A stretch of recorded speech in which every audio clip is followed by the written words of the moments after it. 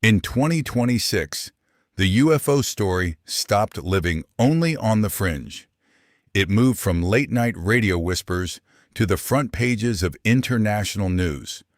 For decades, the phrase "they are real" was dismissed as a fantasy. But as of this year, that phrase has officially entered the presidential record. We are witnessing a shift, not necessarily in what is out there, but in how those in power are forced to talk about it. Before you leave office, will you let us know if there's aliens? Because this is the only thing I really want to know. I want to know what's going on. Would you ever open up Roswell and let us know what's really going on there? So many people ask me that question. I know, it sounds almost ridiculous, but it's actually the real question I want to know. It sounds like a cute question, but it's actually, there are millions and millions of people that want to go there, that want to see it. I won't talk to you about what I know about it, but it's very interesting. But Roswell's a very interesting place with a lot of people that would like to know what's going on. So you're saying you may declassify? Oh. You'll take it? Well, I'll have to think.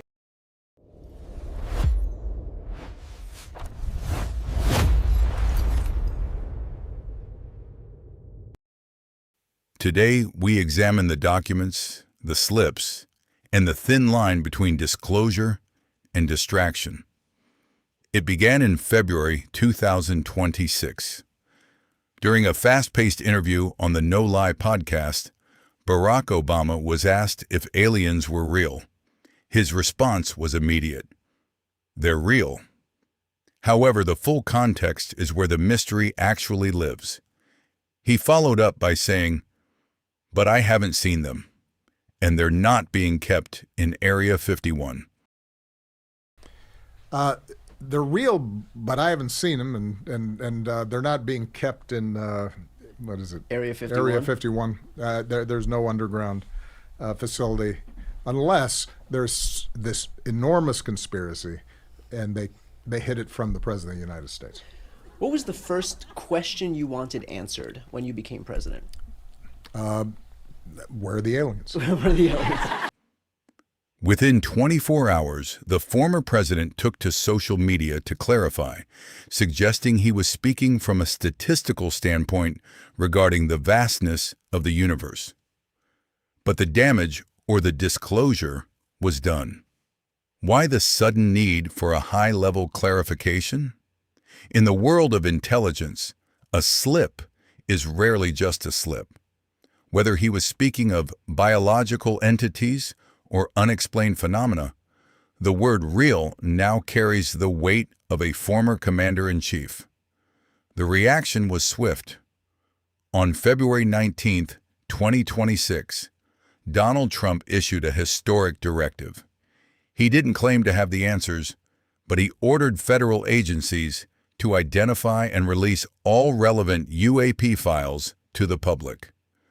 According to reports from Reuters, the order was a mandate for transparency, a push to move these archives from the shadows of the deep state into the light of the public domain. Is this an admission of the truth? Not necessarily. It is a political and administrative move to force the hands of agencies that have remained silent for 70 years. By launching aliens.gov in March, the administration hasn't proven the existence of extraterrestrials, but they have proven that the government can no longer ignore the data. This brings us to the most provocative statement of the year.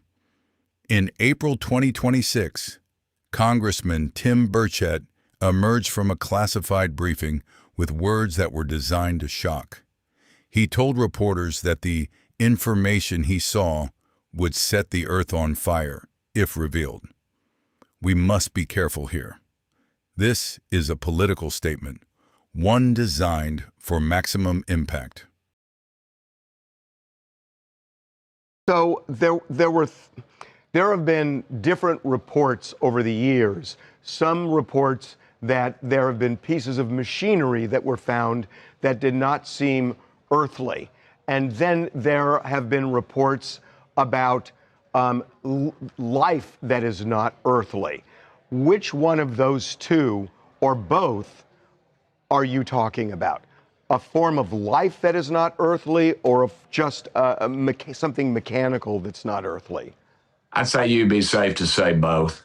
The way you described this, whatever happened at this meeting, this briefing that was happening, was there something that if we knew, we would feel that we are in danger? You said you wouldn't sleep at night if you knew the things that I saw in these briefings.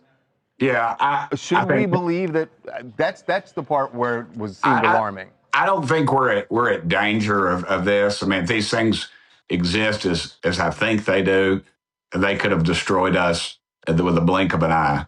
I just don't see that, and I think that's. I just think, but I do think they have the technology and the capabilities of something that we can't understand or we can't grasp.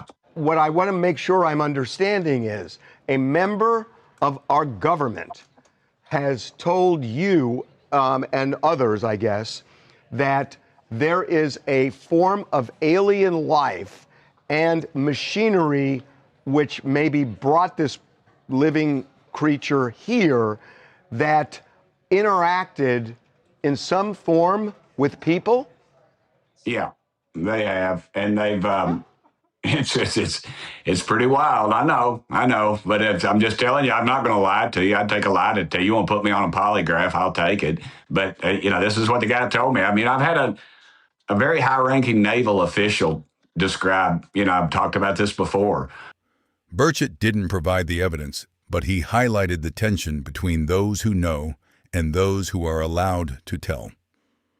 Whether his words are a literal warning or a calculated piece of political theater, they reflect a growing consensus in Washington.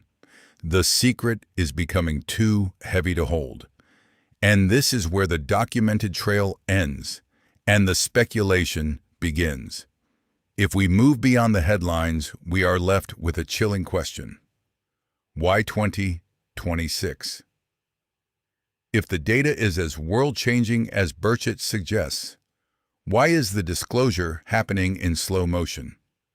Some theorists suggest we are being conditioned, a gradual introduction to a reality that our society isn't yet ready to handle. Others believe this is a geopolitical game, using UAPs as a cover for advanced human technology. But as the archives open, the space between fiction and fact is shrinking every day. The records are being identified, the presidents are speaking, and the world is watching. We may not have a smoking gun yet, but the smoke is everywhere. What do you think is hidden in the files that haven't been released yet? Is it a threat, a technology, or a truth we aren't ready for? Drop your thoughts in the comments. Keep it logical, keep it critical. Subscribe to the Silent Archive as we continue to track the declassification of our history.